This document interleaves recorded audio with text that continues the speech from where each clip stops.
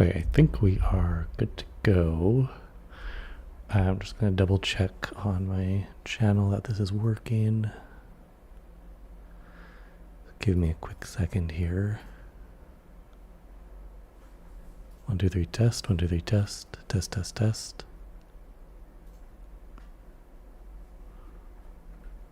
Okay, looks good. Okay, and just make sure that works.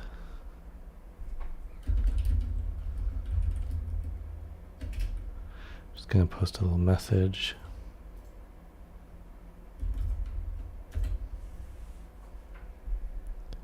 Okay, now we'll start for real.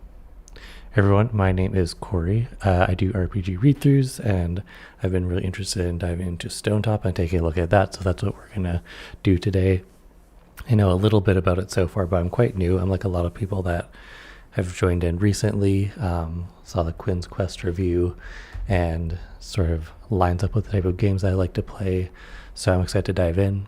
I've seen some of the videos from the Knights of the Last Call that they've been posting, doing like a similar read-through, so I have like a bit of familiarity, but this will be my first time personally going through, which I wanted to live stream, so yeah, we'll hop in and just start going with it. So first up, this is book 1. There's 2 books. I don't have the physical ones yet. I'm waiting for them to ship to my game store, and then I'll go pick them up once that happens. So for now, we'll be exclusively reading on the PDF, and once I get the physical ones, I'll maybe take a look at those or something. All right, so we got a nice introduction. We have our credits, written by Jeremy Strandberg, illustrated by Lucy Arnaud, arranged by Jason Lutz, proofread by Angel Green, Rob Rendell, Matt Weatherby, John Pham, Stephen Quillen, Dennis Taylor, and many volunteers. Okay. So I have played Dungeon World. Haven't revisited it since the historical incident in its history, but yeah, I'm excited to dive in. Let's see what we've got here. So we have our welcome, getting started, playing the game, playbooks. I think if we're lucky, we'll get to the playbooks. We'll see how that goes though. And then all sorts of other stuff. This book is 600 pages long. My first impressions are I like Powered by the Apocalypse a lot, so I'm excited to see what's going on in here. There's a few things that I really didn't care for in Dungeon World, and I know that one of them that carries over is hit points. I'm a staunch anti-hit points person. I just don't really care for them, so that's probably going to be one thing that I will not enjoy, but all of the other stuff that I've seen so far has been quite cool. Like the amount of material that you get provided makes the game very, it's like it has a nice bridge between sort of the OSR space where you have lots of content and lots of things to pull from, and the Powered by the Apocalypse space where you have like very principled gameplay, I guess. So let's dive in. I'm probably going to skip over a few things. I'll probably just like pick and choose some of the different things that I want to read to. We won't read through word by word. So this is just a little introduction. We're familiar with role-playing games and what they are. So I think we will just leave it at, there's a nice welcome here. So I like that. A little bit on the expectations. Okay, it does say that each session can take 3 to 5 hours, and I run out of energy at 3 hours, so I am definitely on the low end of that.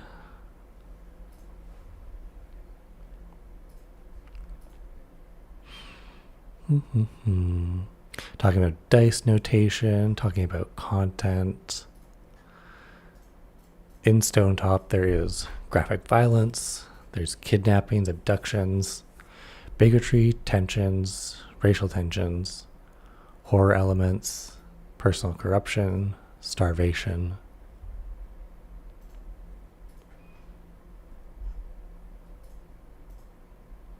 I think this book is meant to be read side by side.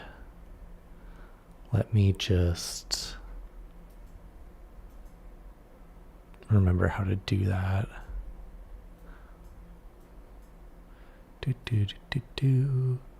View. Do page. Oh, that doesn't. That's not correct either. Okay, let me do. We're gonna do a switcheroo. Swoop. So we are going to go read. No, that's not it. I want this. Is this it? Okay.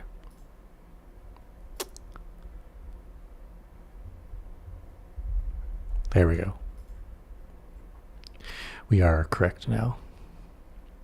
Okay, let's learn a little bit about the setting. Let's learn the highlights. So Stonetop is a village. This game is centered around a village that you have fantasy, all that kind of stuff. There's 300 people there. Where is Stonetop on this? Oh, there it is. It's built around a massive standing stone. There's the Great Wood. We're sort of at the edge of the world.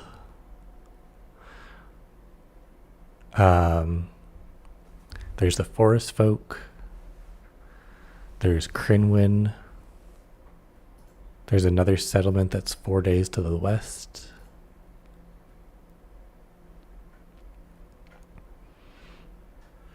There are makers. And Stonetop is built upon their ruins. Oh, what else? Oh, all PCs are human. I like that. I think games where everyone's a human are underrated. It's very popular to have a insane amount of different backgrounds or types of ancestries that you can be.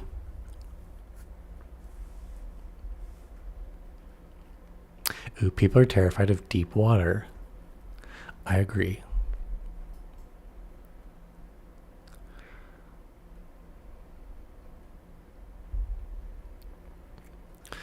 There's the different playbooks. So we have a blessed, which is kind of like the priest. We have the fox, someone who's cunning.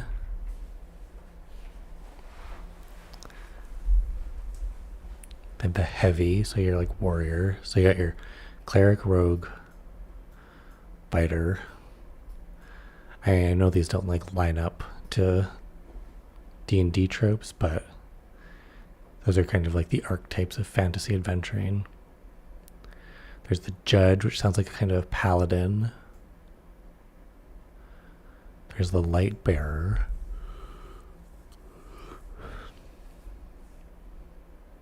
Oh, the blessed is a nature priest. This is more of a druid. This is more of the cleric. There's the marshal, kind of like a bard, perhaps. There's the ranger. There's the seeker, magic-y person. And then there's the would-be hero, which is probably your, like, Frodo equivalent.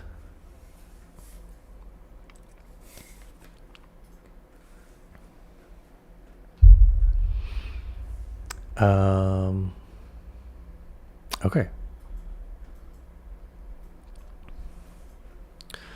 Let's get started. So far, like, pretty good. Like, this is a nice introduction. We're talking about what's going on. We've got to the important part. Here's what Stonetop is. Here are the characters you can play. And then we can talk about how to get ready. Okay, so we've got getting ready. So this is talking about what to print, all that kind of stuff, what to do, different handouts. These things are not too important for us to go over, so I'm just sort of skimming to see if there's anything key here that we want to read through. Yeah, how to get started, review the setting.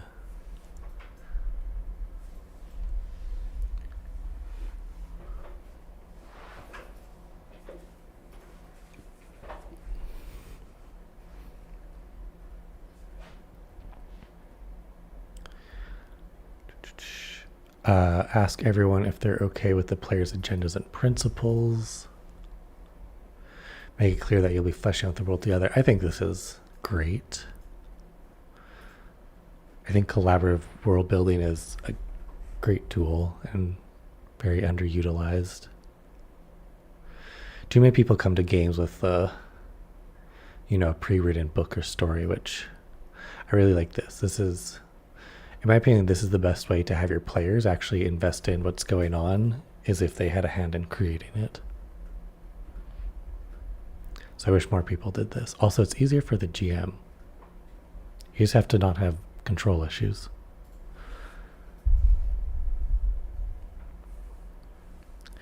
Okay, let's talk about the tone and content. They're exceptional, but they aren't superhuman. Okay, yeah, so this is more sort of table talk stuff. Talking about creating our characters.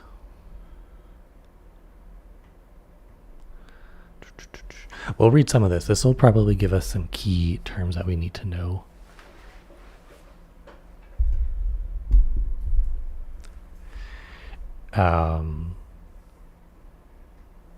My background says go mark this now. What does that mean?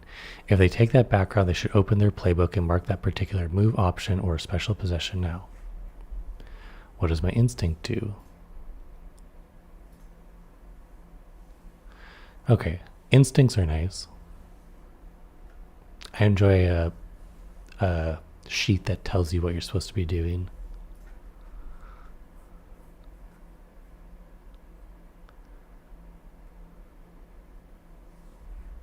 Do I have to live in Stonetop? Yes. Yes. That's a good one. The issue that this prevents is there's going to be someone who says, I come from far off. And they have no background. They have no way to fill in that background. They have no connection to the place. And you lose the answer of, why is this person here?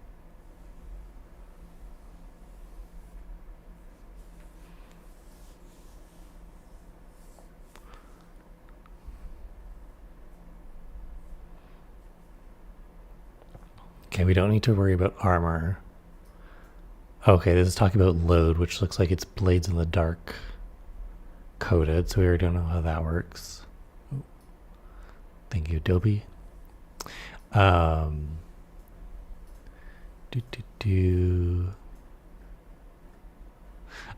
I'm gonna continue on. I think the other stuff is more like little bits of mechanics, which we'll get to those eventually.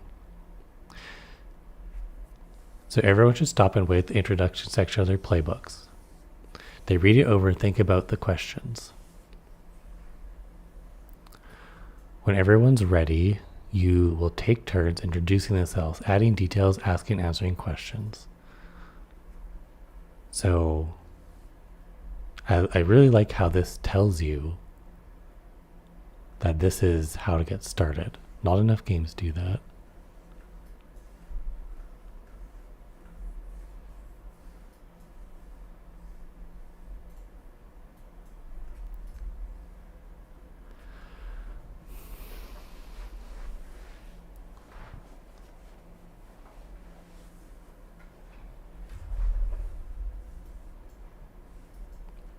Okay, and then there's these adventure starters. Let me see.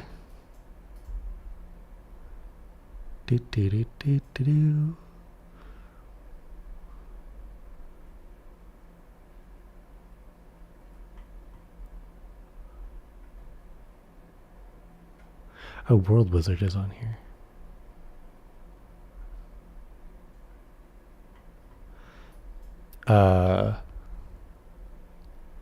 I do not see. I'm trying to find. Okay, the adventure stars are still to come. So nothing there yet. Nothing there. Don't even worry about it. Okay, let's continue on. So you're like incorporating answers, all that kind of stuff, taking notes. Oh, add NPCs to the steading playbook as you go. I want to see what that is. I want to bring that up.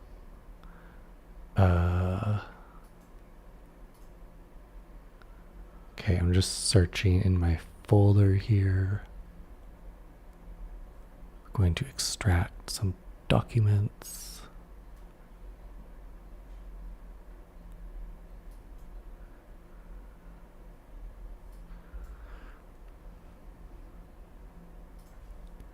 Because I think we'll need some stuff. We'll need some of the resources so that we can see what's going on. Okay, I really like this. This is nice. Here are people that live here. This one's extremely underrated because most games just leave it up to the GM. Here it's like, oh, just figure it out. So I really like that. That's great. So choose someone to go first. They'll introduce themselves by name, pronouns, background, playbook if unclear, origin, and appearance. Ask questions about them. It's okay to leave blanks. You know, one time I was playing a game of Dungeons and Dragons and I wasn't sure what language I wanted. And this was years ago. And they were like admittedly new to tabletop games, as in like they'd played them for a handful of years. But they'd only played Dungeons and Dragons. Ooh, we're getting a lot of dropped frames. I'm just going to double check that the stream is okay, because that is quite a bit. Let me give this a little refresh and check that things are loading all right. That this is how to get started. Not enough games. Oh, I am checking on the wrong spot. 1 second. So I just want to make sure that the stream is okay.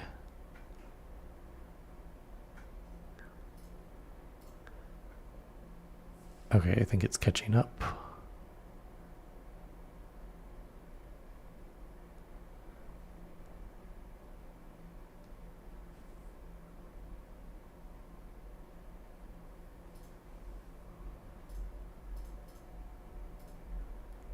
Ooh. I feel like this stream is super far behind. I'm just gonna do a little bit of debugging really quick. Hopefully quick.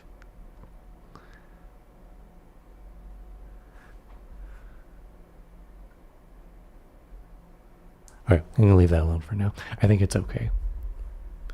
If anything's acting super weird, let me know. If anyone's participating. Okay, let's continue on. So,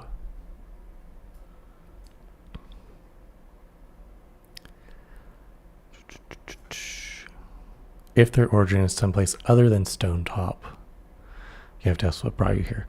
So we need to take a look at the we need to take a look at the playbooks. Let me go grab those. It's good that we need all these materials to read the game, but I also did not prepare properly for that.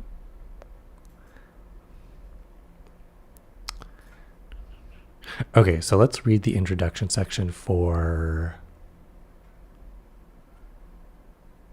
I want to do the druidy one, which is this one. Okay, introductions. Wait here for everyone else. When everyone's ready, take turns introducing your characters. On your first turn, introduce yourself by name, pronouns, background, origin, and appearance. On your second turn, describe your special possessions.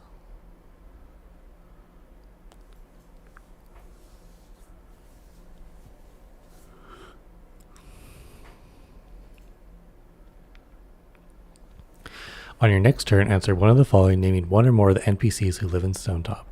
See, this is important. There's too many games where you end up with a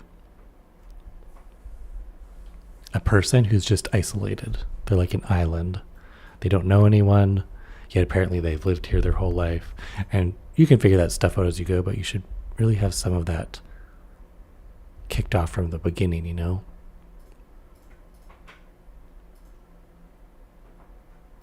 Who's your closest kin? Whose heart and soul is entwined with yours? Who taught you the secret ways? Who is beloved by the goddess?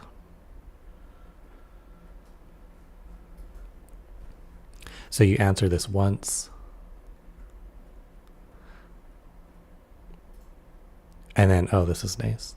So it says you just keep going until everyone has passed. On your turn, ask your fellow PCs one of these. And this is nice because you don't have to do these questions. You could come up with other questions if they strike the moment.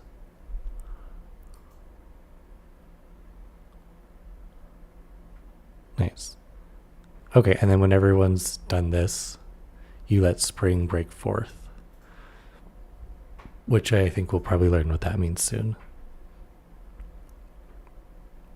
You have some nice questions that are repeated here.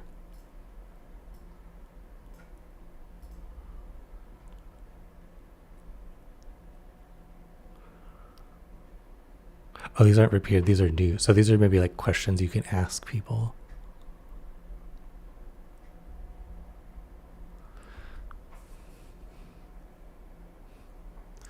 The next step is to establish each character's special possessions.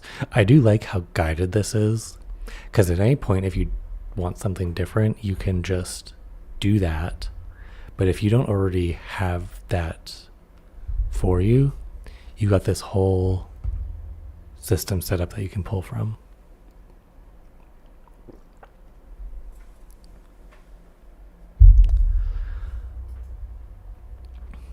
Okay, world building. Okay, so these are the steps that correspond to here, I think. Is that correct?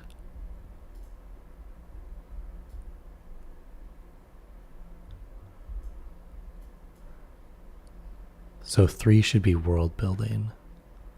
Is that right? No. Okay, so these might be something different. It might just be, it looks like it's going in the same. Oh no, these do line up. Okay. So world building. Each player has a different set of prompts. Yeah.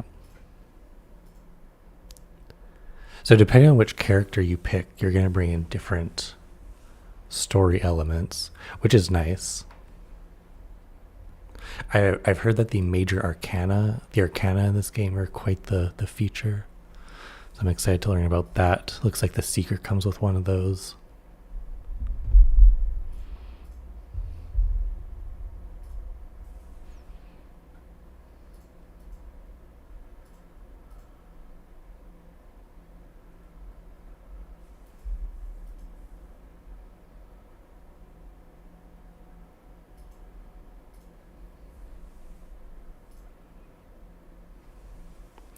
And then you have your homes.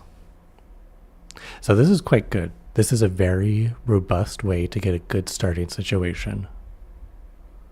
One thing that I'm trying to figure out for Legend in the Mist, which I'm going to be running soon, is I don't know how to have a starting situation that I'm pleased with. So we're going to be trying a few different things.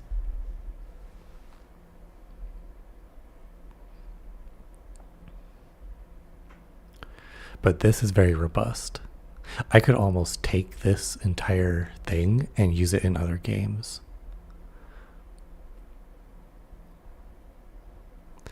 The big thing is that these are Stonetop specific. So it's a little bit tricky. But the general workflow is like pretty solid. like world building, I'm going to do that collaboratively. But NPC and PC connections are kind of the tricky thing that I still have to figure out, I think.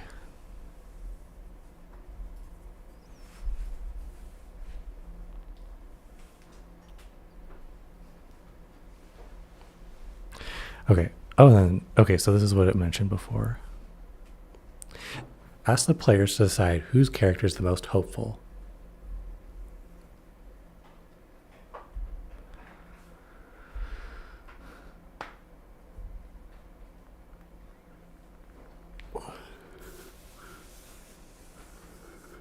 Ask them to roll plus fortunes, which is a +1.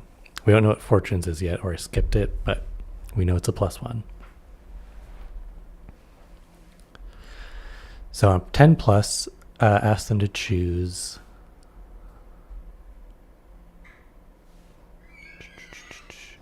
So there's a seasons change move. Okay, so we need that move. Let's go grab the moves.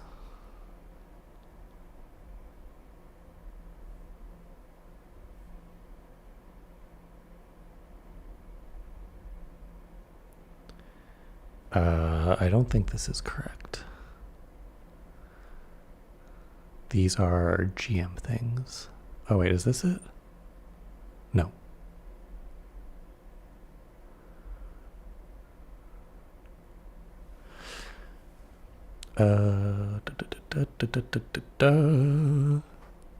Okay, that's not the one we need.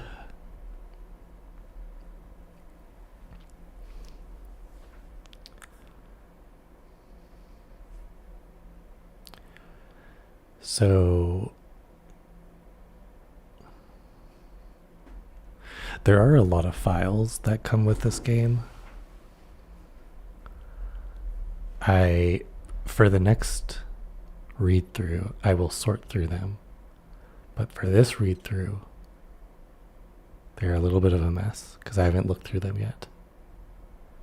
Is it in handouts? Okay. That looks like it. Okay, let's grab this.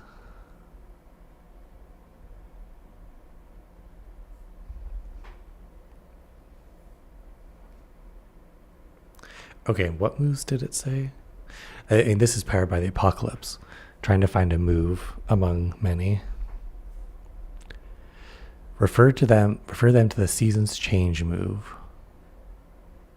on the 3rd page.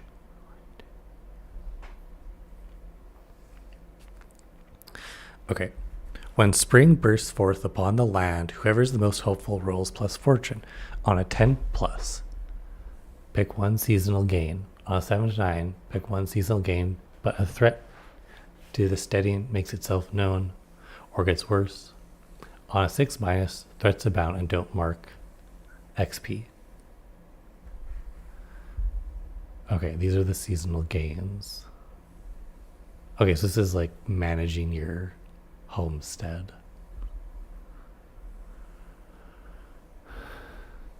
And then you're looking for a plot hook, something to kick off the first adventure. The other choices don't provide that.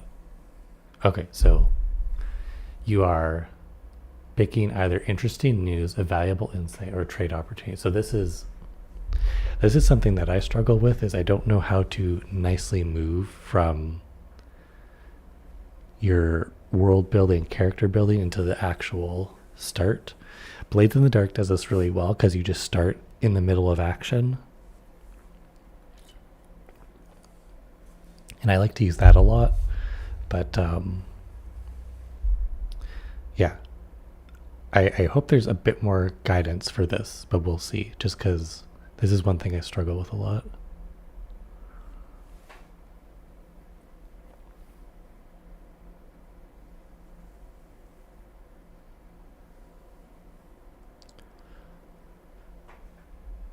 What excites you the most about playing your character?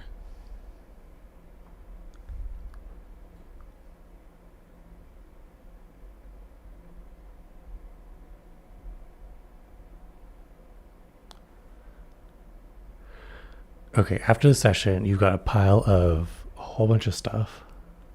You've got NPCs, relationships, events, details, and now you need to turn them into something coherent. Yes, I struggle with that. How do we do this? Take some time to update the residents and setting playbook.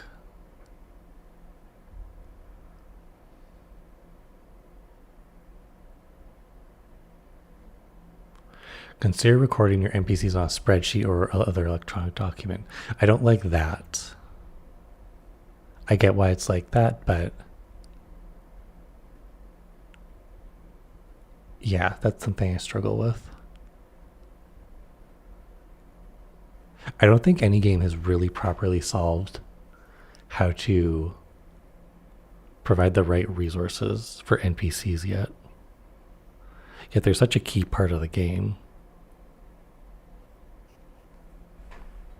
Actually, I'm sure there are games that have done it well, but the ones that I've played they sort of leave you on your own for that.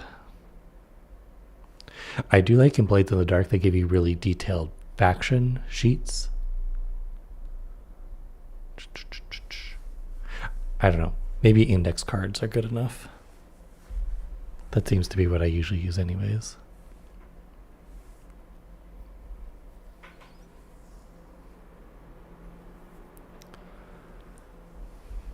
Okay, draw a relationship map. Create a timeline.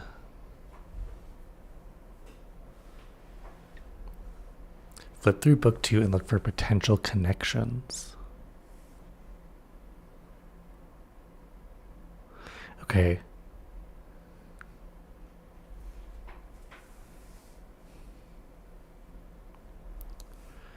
So this is just kind of taking stock of what you created.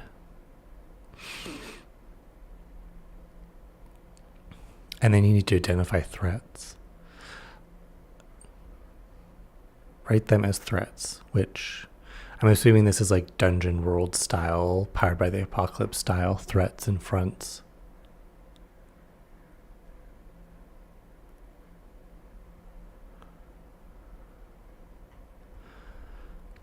Keep a running list of open questions.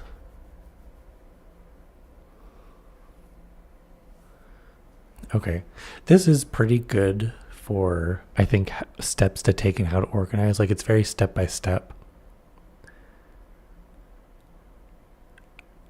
I do like in Blades in the Dark still that it's a little bit more clear. Like, the one big difference is Blades in the Dark comes with a starting situation, and I think once they release those starter adventures, that could be helpful. But there's also only so much that you can do to help someone get started. So I get that as well. There's a few things going on here. I think the only other thing that I would want maybe a little different is some more resources for the GM for this. Like what, maybe some like NPC cards. I see there aren't really like factions. That's a thing that makes a difference for me, but you don't necessarily need those if you have good NPC cards. So maybe that's all that's missing there, but I still quite like all this. Okay, and then you need to plan your first adventure, which starts on page 251, which we're not there yet. We're not going to be there for a while, but I'm excited to see what's there.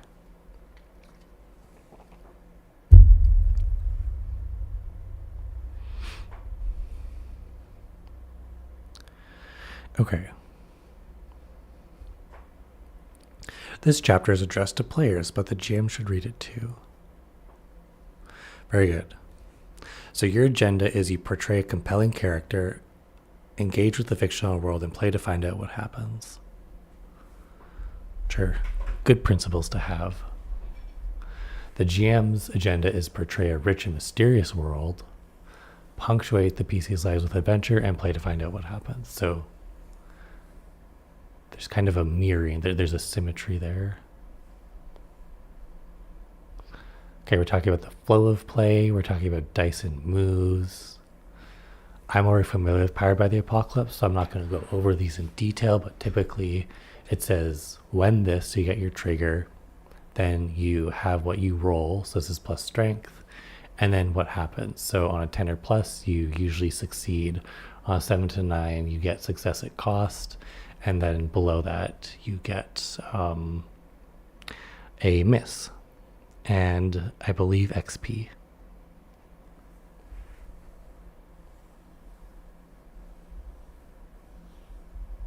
Okay, yeah, goes into details here.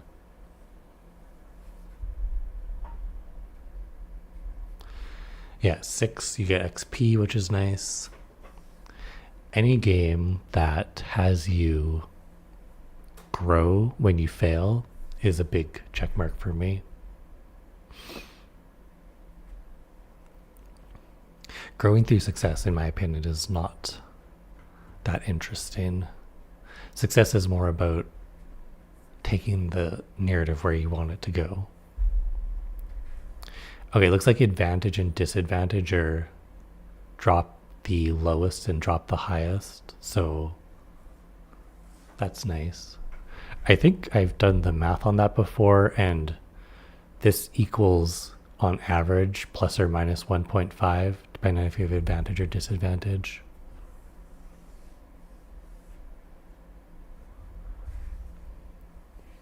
Yeah, we have holding, spending, very PbtA.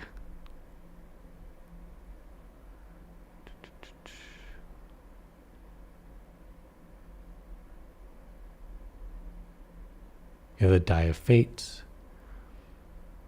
I think this is a burning wheel concept. Did this game have any credits for who inspired this game? I saw it done. Okay, page 42. That's easy to remember. I just want to go scroll up and take a look.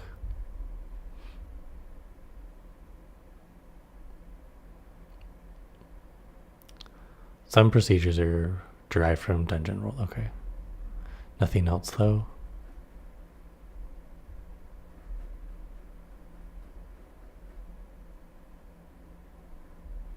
Okay. Let's continue. Ooh, that went way too far. I guess I need to do halfsies because there's 2 per page. So I went twice as far. We're talking about fictional positioning. We're talking about Power of the Apocalypse stuff. I'm already familiar with these things, so we're not going to go in detail into these, but it's good to see these here. There might be times when you and other PCs come into conflict. This is always, I think, there's a lot of variability in how different games handle this. So when there's conflict, slow down. If you're making a move or think you're trying to, give them a chance to say what they're doing. If they do, they can interfere. If it's unclear who's triggering what in which order, talk it out. Okay, well, I mean, that's, I think, the right solution. Some other games try to handle this more mechanically, but yeah, I think if 2 PCs are at odds, which is good, like, it's part of the drama of a game, then, you know, you just have to figure out what that looks like. And it's probably a bit more, I think the thing that people probably get stuck on this with is they don't actually say what they want. They just keep trying to do stuff to get what they want. But in this, you have to be explicit and be like, oh, I'd like your help. Or I want you to not do that. And then you have to figure out whether or not the person you're working with can actually do that. Okay, we're coming up on the 40-minute mark.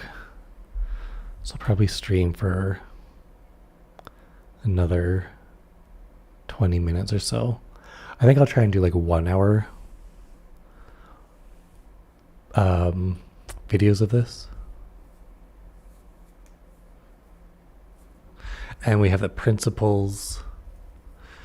I think these are all going to be very powered by the apocalypse. So begin and end with the fiction. That's a key one. A lot of people don't quite understand that. And even I didn't when I got started.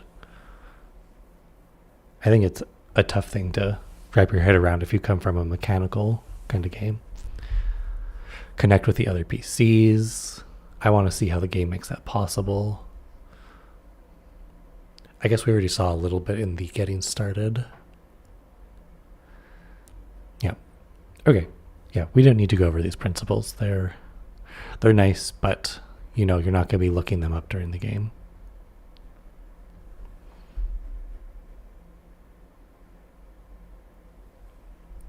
Same here. These are nice, but you're not going to look them up during the game. Okay. Here are the other things that you can do. Take notes. Learn how to play the game. Know your character. Watch out for moves. Work with the fiction.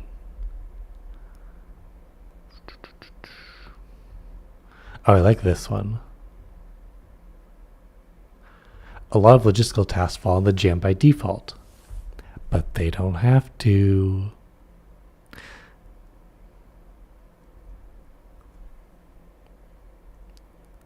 The nice thing is, if you don't want to do any of these things, there's paid GMs who will do all of that for you.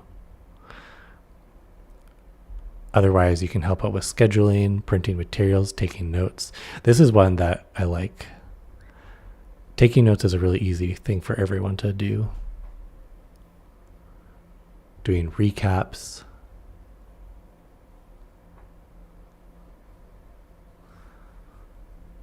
Helping pace the session. Yes. I want to copy paste this to a few people.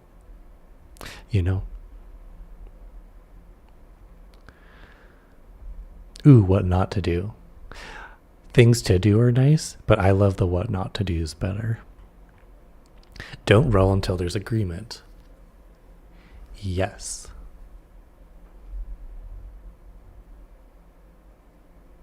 Don't cheat. If you fudge your dice rolls to get the outcome you want, or forget a rule or some detail established earlier, you're not really playing to find out what happens. Roll the dice in the open, respect the established fiction, and play the rules. You'll have more fun and you won't be a cheater. Okay, I have a little opinion on that. I totally agree with that. I had a recent interaction, literally last night, where a lot of people thought that was okay. I don't really see that, but everyone's welcome to their own opinion, of course. I think I really enjoy rolling in the open. That way everyone knows what's going on. There's like a few things that matter for that. One is I like when everyone gets to see the dice rolls at the same time. I don't like, there's this kind of frustrating thing that happens where the person who rolls, they react to their dice roll and they don't share what they got. I always find that's like a downer for tables. Don't keep secrets from other players. Oh, 1 second, I'm just going to go close the door.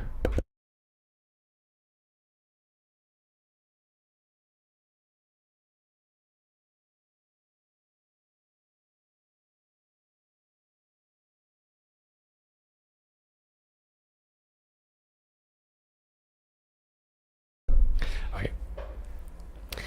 Don't keep secrets from other players. I like this one a lot.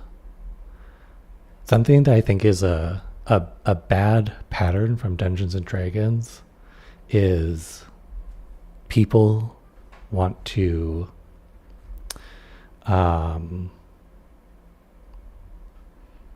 they want like a big reveal, but I find that dramatic irony actually works way better.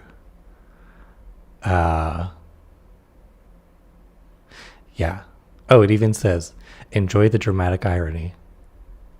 Exactly. So I'm very on the same page with this. I think the most fun and engaging times I've ever had with like big reveals is when everyone knew and we were all working together to get to that moment where it came up. And when we got there, everyone was really satisfied because we were all on the same page with what was going on. Fights will not be balanced, quotes. I like that because that's kind of pulls from like the OSR space a little bit. You're not here to do a balanced encounter. You're here to play out the story. The thing with playing a balanced encounter, and I'm putting balanced in quotes too, is that you're not starting and ending with the fiction at that point. You're starting and ending with the mechanics, right?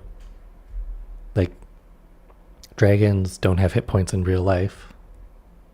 I mean, dragons aren't real, but when we watch movies, we don't see a little hit point bar or anything. We see a story happening, so that's nice. Yeah, and don't overthink it. I like this one too, mostly because I'm not here to get super into I don't know, the weeds, I guess. I'm just like, oh, let's just do stuff. I feel like 9 times out of 10, if you're not sure what to do, just like pick something and do it. You'll figure out why or what's going on later for motivation or, you know, all that kind of stuff. Those questions come up later, but you can just do it. Especially if it is risky.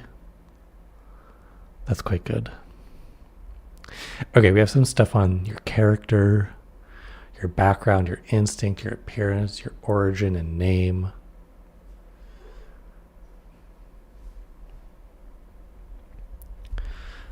Ooh. The stats are familiar. We have seen these 6 stats before. So each PC has 6 stats. We've got strength, dexterity, intelligence, wisdom, constitution. Constitution's always a funky one for many reasons. I did not like this stat array in Dungeon World. So I'm curious to see if I feel any different. It's not that it doesn't work. It's just that, I'm clicking on stuff. It's not that it doesn't work. It's that it's not my favorite after having it for so long because of Dungeons and Dragons. But anyways, most playbooks will have you have the following stats. Assign them as you wish.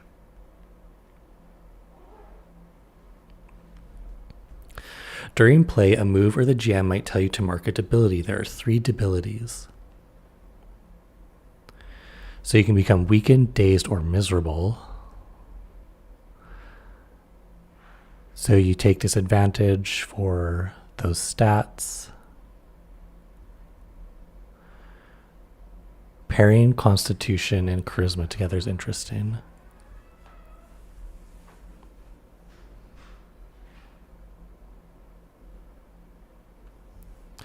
Abilities reflect both the fiction and dictate it. If something happens that results in you being fatigued, tired, or shaky, you'll mark weakened to reflect that.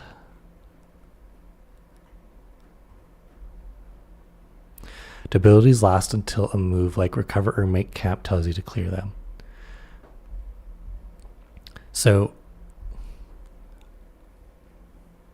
my litmus test for stuff like this, there's this whole question of how do you make harm or personal consequences that have happened directly to you interesting in a way that is mechanically correct and respects the fiction. So for this one, it says, if you get this, you are that, which you kind of have to like check in. Like miserable is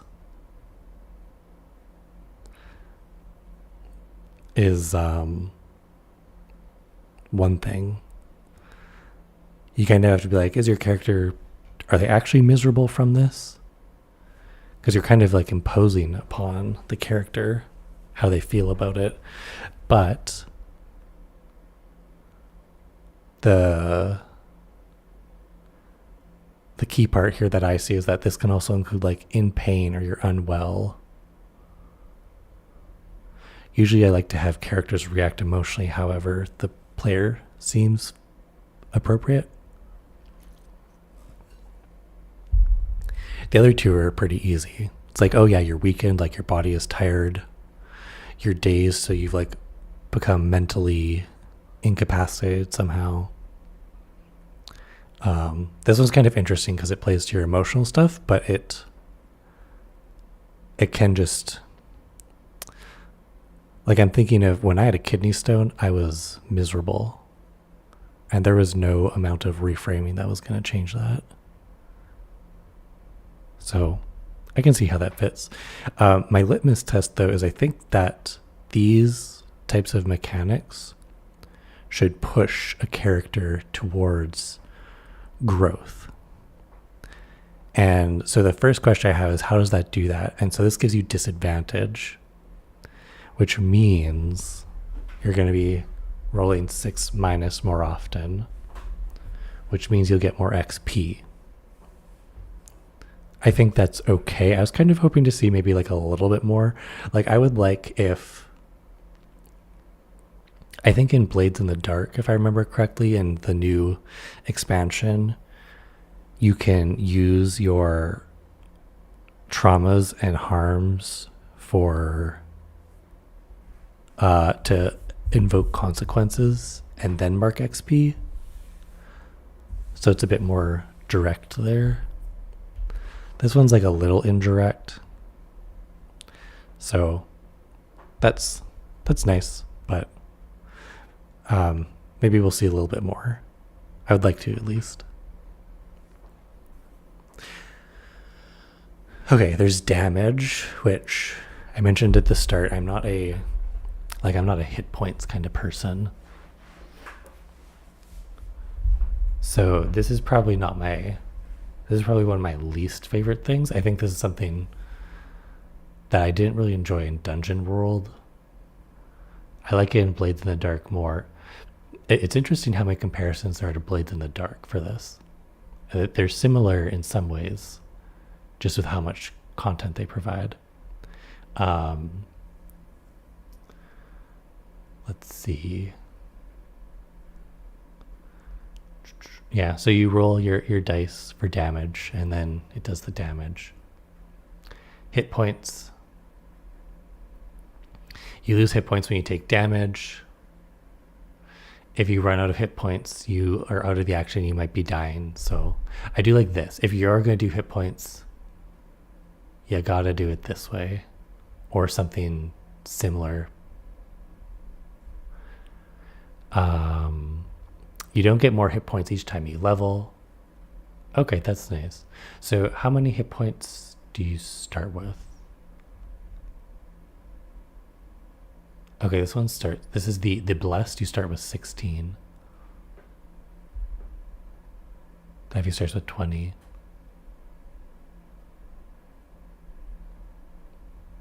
I like that hit points don't change.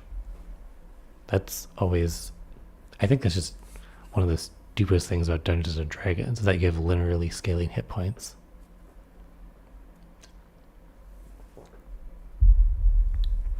Yep, don't like that.